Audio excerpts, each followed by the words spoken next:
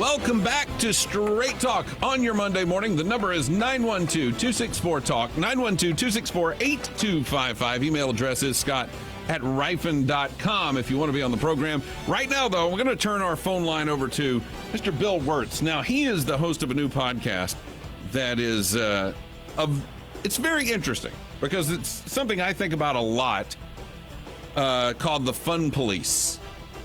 And it's about people in positions of authority or people with money basically launching their own campaigns to tell you what to do with your life. And I think about this a lot because I think about the sugary drink ban that got put in place in New York City years ago by Mayor Bloomberg. And I remember visiting New York City and going out of my way to find a little pizza parlor that still sold drinks that were bigger than 16 ounces.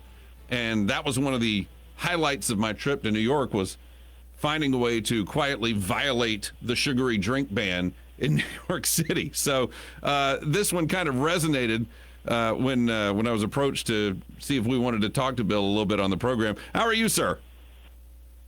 Thank you for having me, and I agree. I think those rules on sugary drinks are ridiculous. There's a lot of this, though. This seems to be a lot of what happens in this day and age. Vaping is another big issue out there where people, literally have something that is an alternative to cigarettes, which I thought we all thought would be a good thing, and they've just about run it into the ground. And the interesting thing is actually Michael Bloomberg is one of the people involved in funding people who try and ban vaping. Arguably, vaping should be the easy one because this is the thing that people use to quit smoking, but actually it seems to be as vilified as a lot of the other quote-unquote vices, right? Alcohol, gambling. It's all on the list of people that want to axe all your fun. Now, what led you to decide I've got to talk about this on a podcast? What I thought is that this increasing paternalism where essentially people conclude, oh, the government knows better than you and therefore it should be regulated. But it turns out it's not just the principle of the matter. There's a lot of groups out there that have a lot of money and they influence governments and they write reports with skewed numbers. And what I really wanted to do is take a look at those people. What are their motivations and how do they operate and how do they get the governments to restrict it? Because it's not just that some people in Congress think that they know better. They get data from people who are activists who try and prohibit everything that's fun. Now, when you say they get data from activists, what are these guys literally just doing research and creating policy papers that say you've got to ban this for this reason? Well, so in episode 1 of our series, which launched last week, we talk about Movendi. And Movendi is an anti-alcohol group that dates back 200 years. And in Canada, they managed to convince the government that instead of the regulated amount of drinks that people are recommended to have, which was previously 2 drinks a day, they managed to convince the government that it should rather be 2 drinks a week. And they skewed the data in a way that says essentially it gives you a higher chance of having heart disease. And essentially when you fiddle with the numbers, you eventually get to that number. And what they try to do now is get the government to actually enforce this with policy. So you're falling back on the old, there are 3 types of lies, damned lies, and statistics then. Yeah, very much so. And the funny thing with Movendi is that it's not just a modern group. It actually used to be called the International Order of Good Templars. So this is an old temperance group that still tries to ban all alcohol. And this is something we see with gambling, with vaping. It's a lot of these groups. Sometimes, by the way, I can understand that some people are concerned, right? We don't want to have children access to a lot of these products, and that should be regulated. But very often we see concerned groups now making the case for prohibition for everyone, including responsible adults. And I don't think that's the right way to go about it. Now, Bill, you are a senior policy analyst at the Consumer Choice Center, so you are much more involved in this than I am. You're much more immersed in it. But I was thinking about this very subject a few weeks ago because it kind of hit me out of the blue that we have a situation in our country where you go to the movies and the minimum you can expect a big blockbuster to be is PG-13. There aren't a lot of kids movies are PG-13 now, which is a borderline R. And we didn't have those kinds of movies until we started putting ratings on movies. We've got music stations in our building where all of the songs have to be bleeped throughout the songs because there's so much filthy language in just modern everyday mainstream pop songs. but I don't remember that being the case before we started mandating labels on records in the 80s. So I'm curious, do you feel like some of this prohibition leads to more of that behavior? Well, that's an interesting question. I haven't looked at that specifically. I mean, it is contradictory in a sense that we want people to have the cleanest possible lifestyle, but then have very unclean language. I think there's a contradiction in that. So people are essentially not smoking, not drinking anymore, but they say they say very unseemly things in songs and so on. I think there's an interesting contradiction in that. Ultimately, my case is always, people should be allowed to do whatever they want to, as long as they don't hurt anyone else.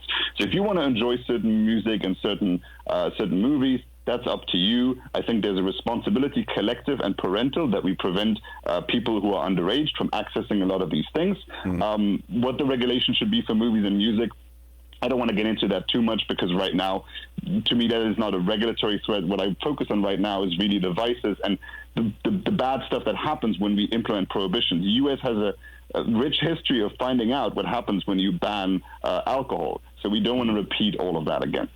So what do you prescribe as ways to defeat this, ways to combat that kind of thing? So what we need to do is speak up. And it's not just about the people who consume it. Right? If you are somebody who drinks alcohol and you defend it only from that perspective, of course, people will retort and say, well, you're just trying to keep drinking. It's also the people who don't drink. It's also the people who don't gamble who need to stand up for the rights of others. I think that's very important. Like, we live in a society in which we respect each other's rights, as long as we don't bother each other. Sure. And I think that's important to know, that people speak up, they communicate in the media, that they write articles, that they vote for politicians, that ultimately don't take the nanny state approach. I think that's very important, because the other side is currently doing that.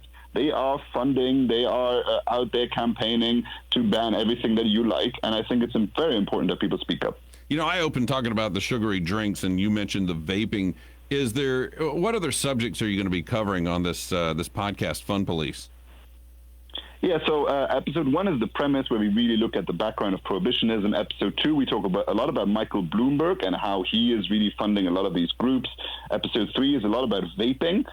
So how is vaping a harm reduction tool that gets people off smoking, and yet it is so regulated, increasingly regulated, especially in the United States.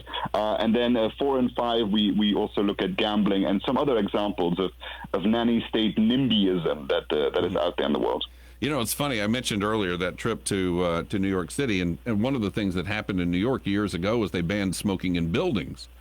And so when you would walk down the sidewalk, it drove my son nuts, because everywhere we went down the sidewalk, people just stood on the side of the sidewalk smoking, which made it a much less pleasant experience for us to walk down the sidewalk than it would be for somebody to sit in their own office by themselves and smoke a cigarette. Yeah, I mean, that's why it's so strange to me, because cigarette smoke is unpleasant. Vapor from e-cigarettes is much easier for people to stand. And then also, I mean, there's like nicotine pouches now that people just have under their lip, which is, you wouldn't even notice that somebody's consuming nicotine that way. And a lot of those things are being stigmatized. So I think if you know someone who's smoking and it bothers you, recommend them to use an alternative product, not just for your sake, but also for their sake.